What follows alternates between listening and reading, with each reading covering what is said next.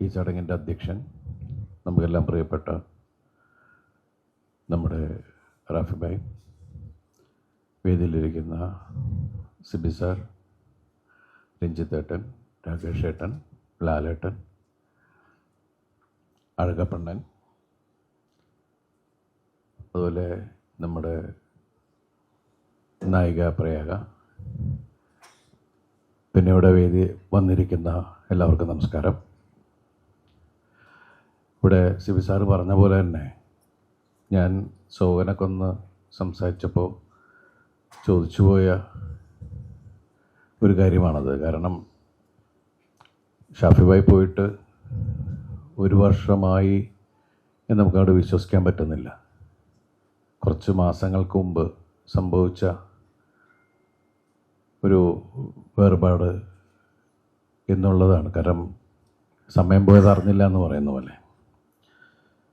ഷാഫി ഭായ് ആയിട്ട് ഞാൻ പരിചയപ്പെടുന്നത് ഞാൻ പഞ്ചാബി ഹൗസ് ചെയ്യുന്ന കാലം മുതലുള്ള സൗഹൃദവും,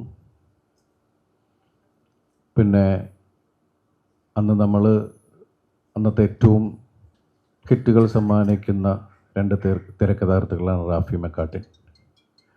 അവരെ സിനിമയിൽ പഞ്ചാബി ഹൗസിൽ അഭിനയിക്കാൻ വിളിക്കുകയും ഞാൻ ആ സിനിമയിൽ അഭിനയിക്കുന്ന സമയത്താണ് ഷാഫിയായിട്ട് ഉള്ള സൗഹൃദം കൂടുന്നത്. പ്രത്യേകിച്ച് റാഫി ഭായിയുടെ സഹോദരൻ എന്നുള്ളൊരു പരിഗണന അല്ലെങ്കിൽ ആ ഒരു സ്നേഹം കൂടി കൂടുതലുണ്ടായിരുന്നു. പിന്നെ ഒരേ വേവ് ലെങ്ത്തുള്ള ആൾക്കാരെ എന്തും തുറന്ന് സംസാരിക്കാൻ പറ്റുന്ന രണ്ട് പേരെന്നുള്ള സൗഹൃദം. പിന്നീട് തെങ്കാശിപ്പട്ടണം, അതുപോലെ തന്നെ അദ്ദേഹം സംവിധാനം ചെയ്ത സമയത്ത് എനിക്ക് തോന്നുന്നു എൻ്റെ കരിയറിൽ 3 മെഗാ ഹിറ്റുകൾ തന്നിട്ടുള്ള സംവിധായകനാണ് ഷാഫി ഭായ്.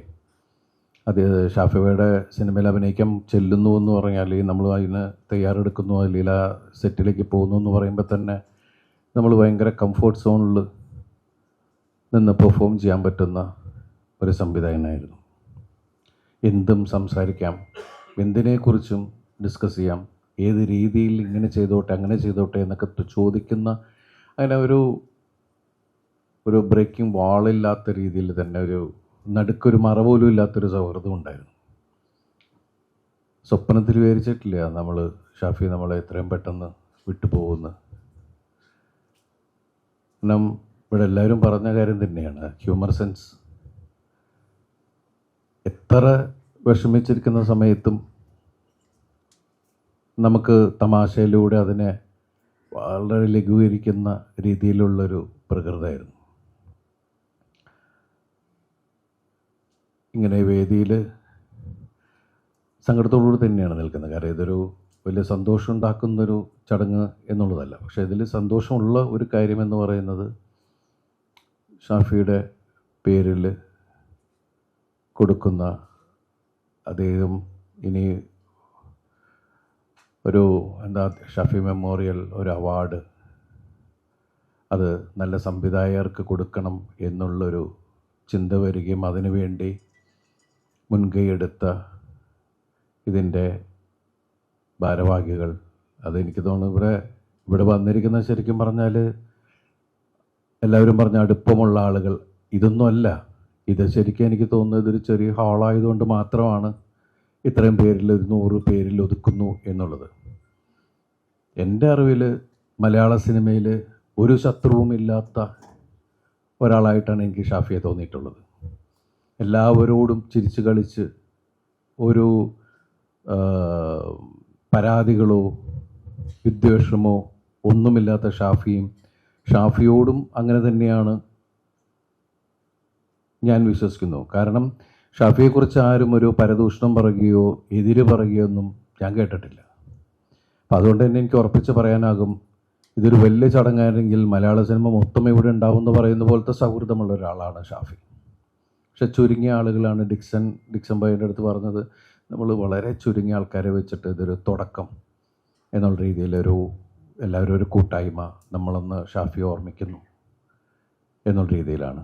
എന്തായാലും അദ്ദേഹത്തിൻ്റെ പേരിലുള്ള അവാർഡ് പ്രഗത്ഭനായ ഒരു സംവിധായകൻ തന്നെ കൊടുക്കുന്നു, അതിൽ വലിയ സന്തോഷമുണ്ട്.